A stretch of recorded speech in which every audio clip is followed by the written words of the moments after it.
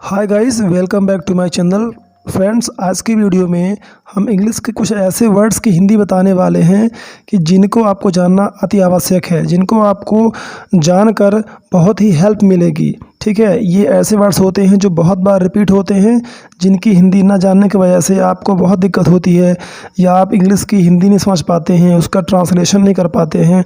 ठीक है, तो ये सारी समस्याएं आपको नहीं होगी। तो देखिए, यहाँ से हम शुरू करते हैं। Is, am, are, was, were, will, we, shall we, have, has, had, ये ऐसे खास वर्ड्स हैं जिनका मतलब आपको जानना चाहिए, क्योंकि ये बहुत ही ज़्यादा यूज होते हैं हमारे डेली लाइफ में, स्पोकन में, या आप जब भी इंग्लिश रीडिंग करते हैं तो ये वर्ड्स बहुत बार आते हैं। ठीक है, तो चलिए शुरू करते हैं। सिंपल सेंटेंस बनाने के लिए इनके साथ नाउन या एडजेक्टिव का प्रयोग करते हैं। ठीक है, एडजेक्टिव को हम क्या कहते हैं? कॉम्प्लीमेंट कहते हैं। ये बेसिक बात पहले आप जान लें। ठीक है, एडजेक्टिव को हम कॉम्प्लीमेंट भी कहते हैं। तो जब भी हम इनके साथ सेंटेंस बनाएंगे तो इनके साथ हम नाउन या एडजेक्टिव का हम प्रयोग करेंगे। ठीक है, तो ये सेंटेंस हमारे कैसे कहलाएंगे? सिंपल सेंटेंस कहलाएंगे। और टेंस के जो सेंटेंस बनते हैं उनका अलग रूल है। जब हम टेंस सीखते हैं तब हम इनके बारे में डिटेल से जानेंगे। फिलहाल हम आगे बढ़ते हैं। ठीक है, नेक्स्ट देखिए, जैसे यहाँ पर मैं एक एक करके बहुत ही अच्छी तरह से मैंने इसका रूल बताया है। ठीक है, बिल्कुल हिंदी में समझाया है मैंने, इसको आप ध्यान से देखें, इसका आप नोट्स बना लें ताकि आपको फ्यूचर में कोई भी दिक्कत ना आए। तो जैसे यहाँ आप यहाँ पर देख रहे हैं कि जब वाक्य के अंत में हूँ, है, हो, है ना, ये शब्द रहते हैं, तो इसमें हम क्या करते हैं कि सब्जेक्ट जो हमारा होता है, कर्ता के हिसाब से हम क्या करते हैं? इज, एम, आर का प्रयोग करते हैं। तो जैसे देखिए, यहाँ पर जब फर्स्ट पर्सन रहता है हमारा सब्जेक्ट, फर्स्ट पर्सन मतलब आई और वी, ये दोनों होते हैं फर्स्ट पर्सन। तो जब आई रहता है तो उसके साथ हम एम लगाते हैं। एम का मतलब क्या होता है? हूँ। ठीक है, ऊपर आपने देखा ही है। तो जैसे आई एम पुअर, तो मैं गरीब हूँ। पुअर क्या हो गया? एक एडजेक्टिव वर्ड हो गया, इसे हम कॉम्प्लीमेंट कहते हैं। दूसरा है वी आर पुअर, हम लोग गरीब हैं। ठीक है, तो आर मतलब है या हो होता है ना, तो यहाँ पर है। वी मतलब हम क्या हैं? पुअर हैं। ठीक है, तो वी हो गया सब्जेक्ट, आर हो गया हेल्पिंग वर्ब हो गई, और पुअर क्या हो गया? कॉम्प्लीमेंट या एडजेक्टिव इसे आप कहेंगे। इसके बाद सेकंड पर्सन, जैसे यू होता है, यू ही एकमात्र सेकंड पर्सन होता है, तो आप इसके साथ आर का यूज़ करते हैं, और उसके बाद आप एडजेक्टिव लगा के कई सारे वर्ड बना सकते हैं आप। You are poor, you are doctor, you are lawyer, you are nice. ठीक है, इस तरह के आप बहुत सारे वर्ड बना सकते हैं। नेक्स्ट रूल है, देखिए, जैसे यहाँ पर एक और बात देखिए, थर्ड पर्सन में क्या क्या आता है ना। सबसे पहले आप ये समझिए कि थर्ड पर्सन में कौन कौन से सब्जेक्ट आ सकते हैं। तो थर्ड पर्सन में ही, सी, इट और राम क्या है? एक नाम है, तो यानी कि ही, सी, इट, नेम, इन सभी को हम थर्ड पर्सन कहते हैं, और ये सिंगुलर नंबर होते हैं, यानी एक वचन होते हैं, इसलिए आप इनके साथ इज का प्रयोग करेंगे। ठीक है, आर का प्रयोग नहीं करेंगे। तो जैसे ये हो गया, वह या राम गरीब है, तो आप कैसे बोलेंगे? Ram is poor, he is poor, she is poor, इस तरह से लगाते जाएंगे। लेकिन अगर आपका सब्जेक्ट दे होता है, या द बॉयज़, द गर्ल्स, ठीक है, यानी कि कोई भी प्लूरल सब्जेक्ट होता है, तो आप आर का यूज़ करते हैं। ठीक है, इसके बाद देखिए, हम नेक्स्ट रूल पे चलते हैं। अगला रूल कहता है कि जब वाक्य के अंत में था, थी, थे, रहे, तो वाक्य के कर्ता के अनुसार वॉज वर का प्रयोग होता है। वॉज वर का हिंदी हमने पहले ही आपको बताया है कि वॉज वर की हिंदी क्या होती है? वॉज का होता है था, और वर का होता है थे। ठीक है, तो वी वर पुअर, हम गरीब थे। मैं उदास था, आई वॉज सैड मीन्स उदास। ठीक है, तुम लाचार थे, यू वर हेल्पलेस। यहाँ पर यू के साथ क्या प्रयोग किया है हमने? वर प्रयोग किया है। और हेल्पलेस मतलब लाचार, बेसहाय।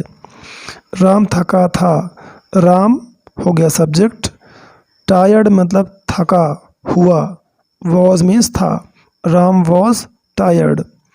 वह लंबा था, ही वॉज टॉल। मैं खिलाड़ी था, आई वॉज अ प्लेयर। इस तरह से आप कई सारे सेंटेंस बना सकते हैं।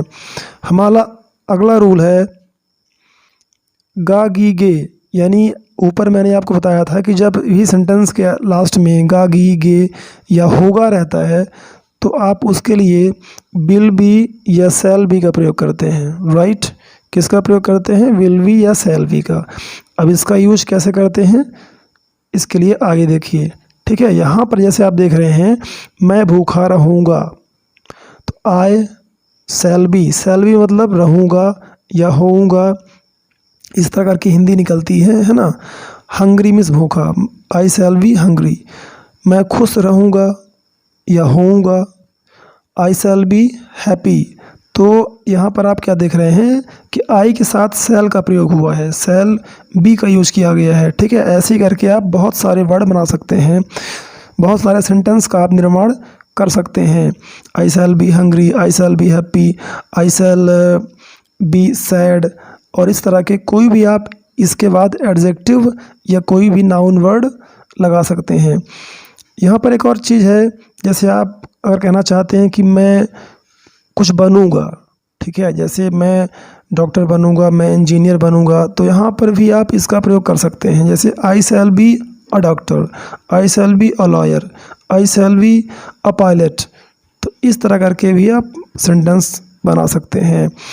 नेक्स्ट एग्जांपल है, इन एग्जांपल्स को आप ध्यान से पढ़ें, ठीक है, इनका अभ्यास करें, इनको नोट्स में लिख लें ताकि फ्यूचर में भी आपको इनको रिवीजन करने में आसानी हो, ठीक है। यहाँ पर मैंने कई सारे एग्जांपल लिए हैं, ठीक है।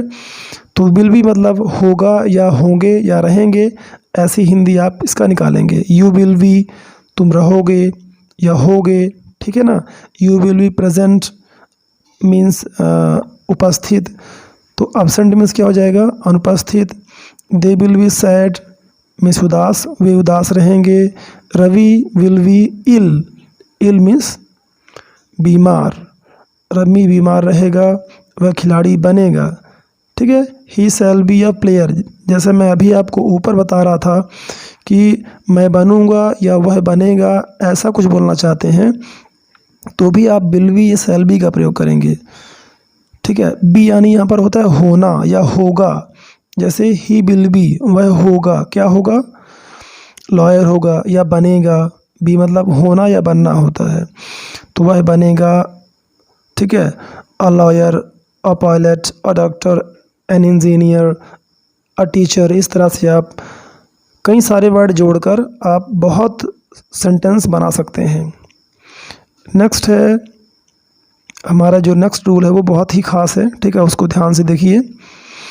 जैसे हैज़, हैव या हैड, आपने कई बार इसको देखा होगा, इसका सेंटेंस में प्रयोग आपने देखा होगा। जब बुक रीडिंग करते हैं तो भी आपको ये कई बार मिला होगा। तो अक्सर ये बहुत कंफ्यूज करता है ना, किसकी हिंदी क्या निकलेगी, या सेंटेंस में ये है तो क्या इसका मीनिंग क्या निकलेगा, क्या इसका हम सही ट्रांसलेशन निकालें। तो इसके लिए आपको ध्यान देना ये पड़ेगा कि अगर हैज़, हैव या हैड के बाद कोई कॉम्प्लीमेंट है, कॉम्प्लीमेंट क्या है इसको मैंने आपको ऊपर ही बताया है पहले स्टार्टिंग में कि कॉम्प्लीमेंट मतलब एडजेक्टिव, कोई भी एडजेक्टिव रहता है, यानी कोई भी विशेषण रहता है जो किसी व्यक्ति की विशेषता बताता है, ठीक है। Good, bad, nice, any word जो होते हैं, तो अगर ये रहते हैं हैज़, हैव, हैड के बाद, तो समझ जाइए कि ये सिंपल सेंटेंस है। और इन सिंपल सेंटेंस में इनकी जो हिंदी होगी वो कुछ इस तरह से होगी, ठीक है। जैसे यहाँ देखिए, आई हैव अ कार, मेरे पास एक कार है, तो यहाँ पर इनकी हिंदी क्या निकलेगी? पास है, right.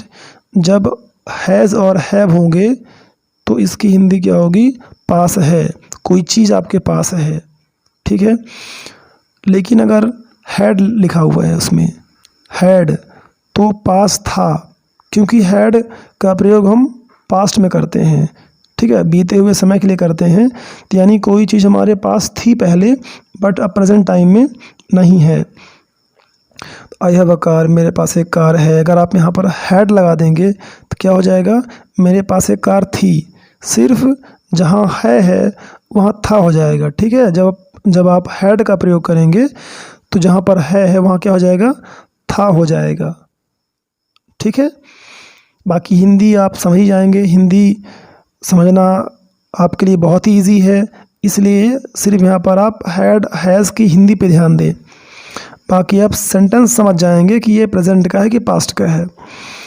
We have a car, हमारे पास एक कार है। हाँ, एक और बात, जैसे आई के साथ हैव, वी के साथ हैव, तो ये जो फर्स्ट पर्सन है सिंगुलर नंबर, ठीक है, उनके साथ हम हैज़ यूज़ करते हैं, है ना, आई को छोड़कर। बाकी जितने भी होते हैं प्लूरल सब्जेक्ट, उनके साथ हम हैव का यूज़ करते हैं। जैसे यू हो गया, you have a car, they have a car. ऐसे आप बहुत सारे सेंटेंस बनाते जाएंगे। नेक्स्ट, थर्ड पर्सन पे ध्यान देना है आपको। ये मैंने आपको पहले ही बताया कि जो ये थर्ड पर्सन होता है, जैसे ही सी इट नेम, मैंने ऊपर ही बताया है, ठीक है। ही सी इट नेम, ये क्या होते हैं, थर्ड पर्सन होते हैं और एक वचन होते हैं, इसलिए इनके साथ क्या यूज़ करेंगे, हैज़ का यूज़ करेंगे इसके साथ, हैज़, ठीक है। Ram has a car, Mohan has a car, ठीक है। He has a car, she has a car. और इसके अलावा आप कुछ भी वर्ड जोड़ सकते हैं, ठीक है। कार बस तो सिर्फ एक एग्जांपल के लिए है, आप कुछ भी जोड़ेंगे। जैसे I have a pen, I have a mobile, I have a new dress, they have a new Vivo phone. कोई भी मतलब आप सेंटेंस बना सकते हैं। आप मेरी बात को समझ गए होंगे, ठीक है। तो आई होप दैट आपको पूरी तरह से समझ में आया होगा। और जो भी प्रॉब्लम है, जो भी लगता है आपको, आप कमेंट करके ज़रूर बताएं, ठीक है।